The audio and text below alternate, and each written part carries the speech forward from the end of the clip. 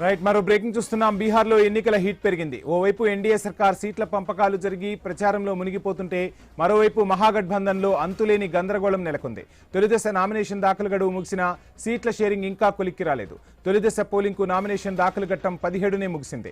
రెండో దశ పోలింగ్కు నామినేషన్లు ఈ నెల 20 లోపే దాఖలు చేయాలి. సమయం మించిపోతున్నా ఇండియా కూటమి నేతల్లో చలనం లేదు. లాలూ ప్రసాద్ యాదవ్తో రాహుల్ గాంధీ పలుమార్లు ఫోన్లో చర్చలు జరిపారు. ఇప్పటికే మహాగఠబంధన్ నుంచి వీఐపీ పార్టీ బయటకు వచ్చేసింది. 243 సీట్లలో ఒంటరిగా పోటీ చేస్తామని వీఐపీ పార్టీ వెల్లడించింది. ఇక తాజాగా శరద్ యాదవ్ కుమారుడు శాంతను యాదవ్ సైతం ఆర్జేడీ తీరుపై అసహనంలో ఉన్నారు. శాంతను యాదవ్ స్వతంత్రంగా పోటీ చేసే ఆలోచనలో ఉన్నారు. జననాయక్ జనతాదళ్ను ఆర్జేడీలో విలీనం చేసినప్పుడు ఇచ్చిన హామీలను నిలబెట్టుకోలేదని శాంతను యాదవ్ ఆగ్రహం వ్యక్తం చేస్తున్నారు. తన తండ్రి ఎంపీగా ఉన్న మాదేపురా సీటు ఇవ్వలేదని అలకబూనారు.